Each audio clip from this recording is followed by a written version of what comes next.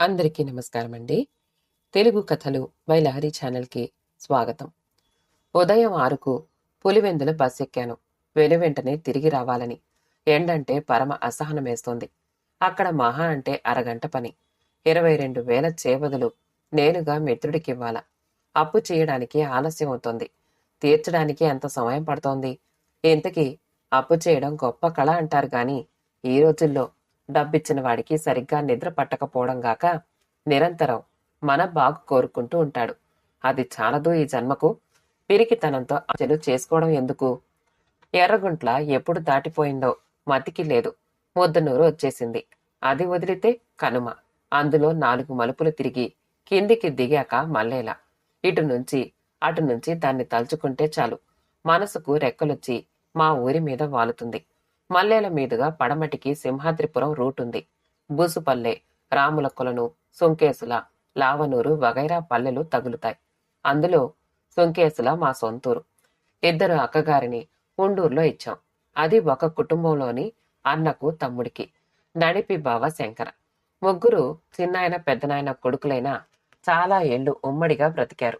ఎవరి మహత్యమో గాని చిన్నక్క పెళ్లైన నెలన్నరకు విడిపోయారు. పొడుగాటి దంతెల మిద్దే 3 అరలయ్యింది. భాగాల ప్రకారం మెట్ట భూమి వచ్చింది. ఇంటిల్లిపాది పొలంలో కళ్ళంలో శ్రద్ధగా పనిచేస్తారు. అక్కగారికి మొదట మగపిల్లాడు, తర్వాత ఆడపిల్ల. శంకరకు అందుకు విరుద్ధం. నాకు వెంట వెంట 2 మగపిల్లలు. లలిత తనకు తానై కుటుంబ నియంత్రణ ఆపరేషన్ చేయించుకుంది. ఇక నుంచి నువ్వు కుమారస్వామివి కాదురా, కుబేరస్వామివి అన్నారు అక్కగారు లలితను చూడ్డానికొచ్చి. అంతటి వాణ్ణి కాదుగాని అప్పటికి అమ్మ సమస్య ముదిరి పాకాన పడింది. ఈ అత్తాకోడళ్ళు నోరు విప్పితే బూతు బాణాలు మాత్రం ఉండవు. లలిత సుదర్శన చక్రం వదిలితే అమ్మ పాశుపతాస్త్రం ప్రయోగిస్తుంది. రూపాయి లాభం లేని పెత్తనాల మధ్య సాగే యుద్ధం. అమెరికాకు తెలిస్తే వికటాట్టహాసం చేస్తుంది. ఇంట్లో ఎక్కువసేపు ఉండకపోయినా దినదినానికి నా పరిస్థితి పోకచెక్క బాపతయ్యింది. ఒకరికి భర్తను, మరొకరికి కొడుకును. చాలా మందిలాగా గత్యంతరం లేక ఒకసారి భార్య వైపు మొగ్గు చూపాను. అది శృతి మించినప్పుడు అమ్మ మొగం చిన్నపోయింది. గొంతులో నుంచి మారు పలకలేదు. ఎంత మదన పడిందో ఏమో.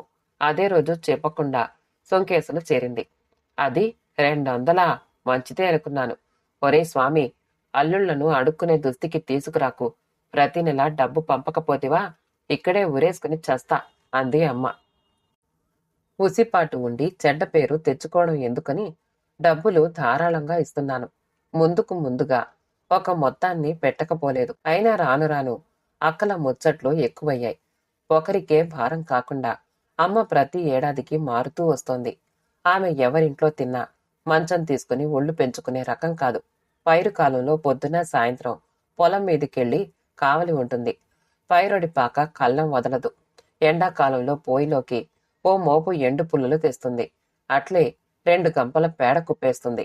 ఎన్ని చేసినా అక్కగారి అసంతృప్తి తెరలుగా లేస్తోంది. దీనికి మూలాలు నా స్టేట్ బ్యాంకే ఉద్యోగం, పెట్టుపోతలు చూపని లలిత. అమ్మను సాకాల్సిన బాధ్యత ఎవరిదిరా? చిన్న చిన్న సేవలు చెయ్యలేని రోగిష్టిదా నీ పెళ్ళాం? కలిసికట్టుగా దాడి చేశారు. నీ వెంటంబడి బస్సెక్కిస్తామన్నారు.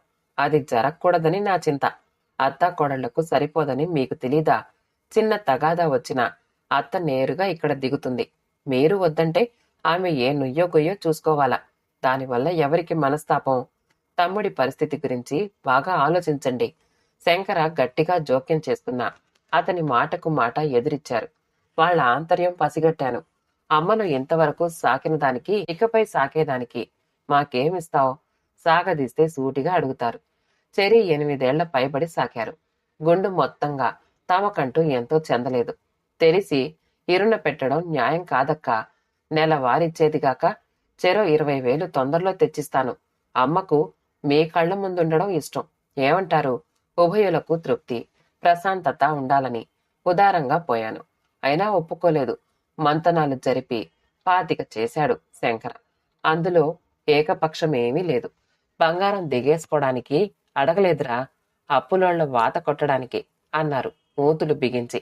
అమ్మ ఎక్కడో ఉంటుంది, ఈ సందుకి రాదు. నా మీద ఏదో గుర్రు. మొత్తం మీద అందరికీ అలుసైపోయాను. అంగీకరించక తప్పలేదు. అక్కగారి డబ్బు సంగతి లలిత మూడు బాగున్నప్పుడు చెప్పాను. ఆడపడుచులకు అంతా ఆడపిల్లలనా? ప్లస్సు మైనస్సు ఇక తగిలేదేముంది?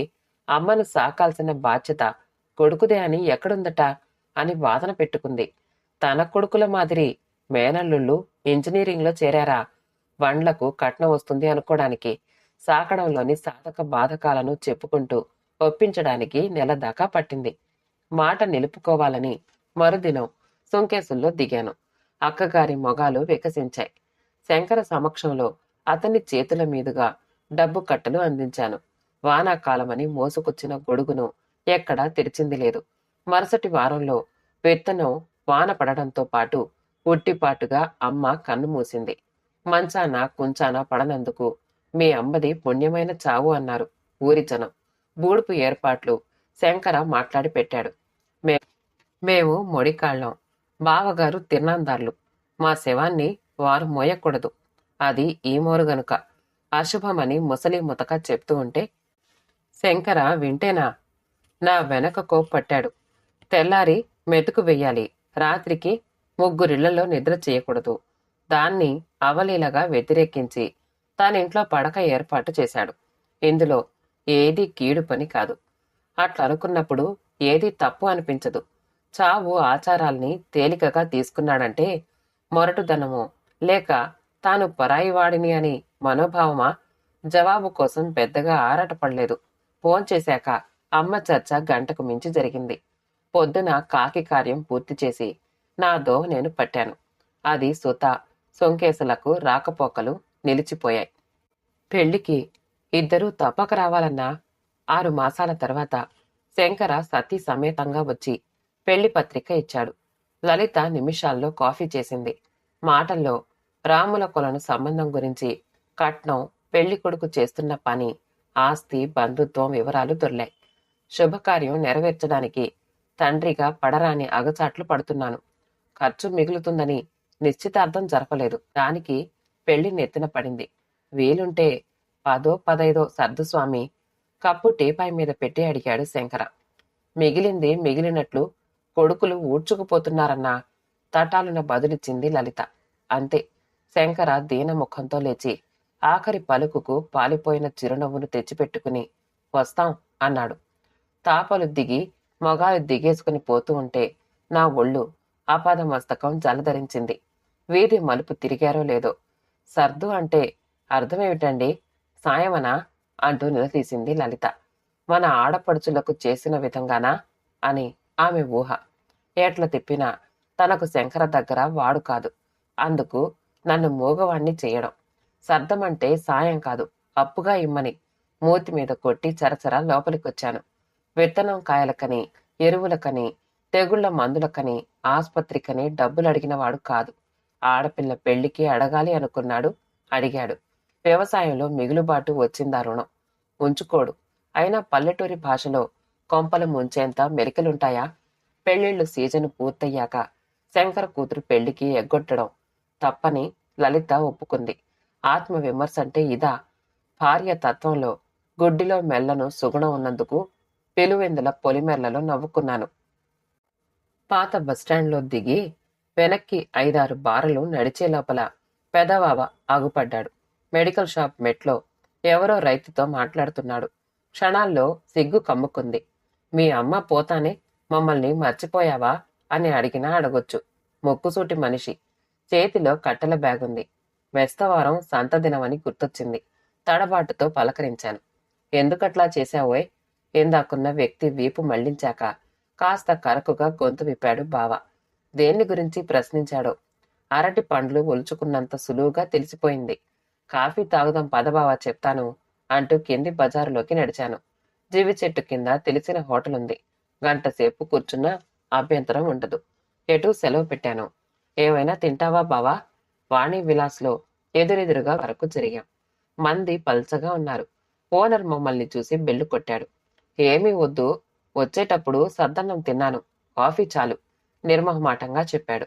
సుంకేసులకు పోక 3 ఏళ్లు పైపడింది. కలిసి ఏదో ఒకటి తినాలి అనిపించింది. దోశలకు ఆర్డర్ ఇచ్చాను. మీరు శంకర కూతురు పెళ్లికి ఎందుకు రాలేదు అని మన వాళ్ళంతా అనుకున్నారు. అప్పుడు ఊర్లో లేరా? సౌమ్యంగా బావ మొదటికొచ్చాడు. డబ్బుతో ముడిపడిన సున్నిత విషయం అది. కెలికితే ఎంత దూరమైనా పోగలదు. శంకర డబ్బు సత్తమన్నాడు. నేను ఆ పని చేయలేకపోయాను. అందుకు పెళ్లికి రాలేదు బావా. సొట్ట కారణాల్లోకి దిగడం అయిష్టమై జరిగింది చెప్పాను. విధి లేక దిక్కు తెలియని అవస్థలో అడిగాడు. నువ్వు కనీసం మొగం చూపించి పోయి ఉండినా వాడు సంతోషపడేవాడు. ఆరా తీసేవాళ్ల నోళ్లు మూతలు పడేవి.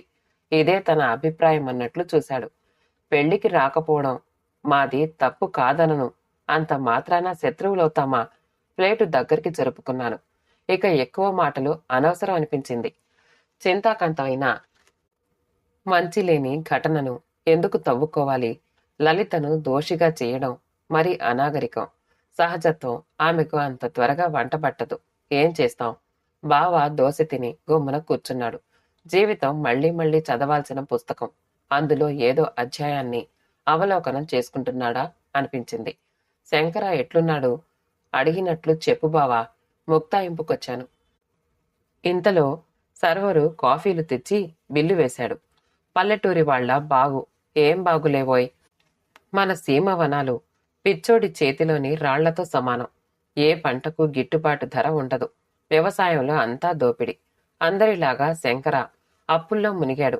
దానికి తోడు మీ అమ్మ చావు నిందను చాలా కాలం మోశాడు అన్నాడు కప్పు తీసుకుంటూ. చావు నిందేమిటి? ఆత్రంతో అడిగాను. మీ అమ్మ చనిపోవడానికి 2 రోజుల ముందు శంకర ఇంట్లో సంగటి తినింది. గోడ నీడలో పంచరగు మీద బారాకట్టె ఆడి కుండ కడగడానికి లోపలికి పోయింది. చుట్ట కుదురు మీదుగా తేలు అప్పటికే పాకినట్లుంది. కుండతో వాకిలి దాటేలోప దాని పని అది చేసింది. వెంటనే శంకర నాటుమందు వేయించి ఆస్పత్రికి తీసుకెళ్లాడు. సాయంత్రానికి మామూలు మనిషి అయింది. చనిపోయిన రోజు మీ అక్కగారి మధ్య తేలు తిరగబెట్టిందని గుసగుసలు పుట్టాయి.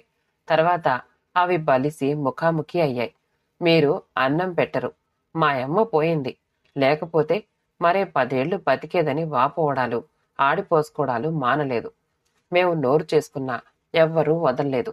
అందుకు మూల కారణం మీ అమ్మ ద్వారా నెల నెలా వచ్చే నగదు పంట ఎండిపోవడం. శంకర ఎప్పుడూ ఎవ్వర్నీ పళ్ళెత్తు మాట అనలేదు. లేమిడిని అర్థం చేసుకున్నాడు. మగవాళ్ల మధ్య ఒద్దికలుండబట్టి సరిపోయింది.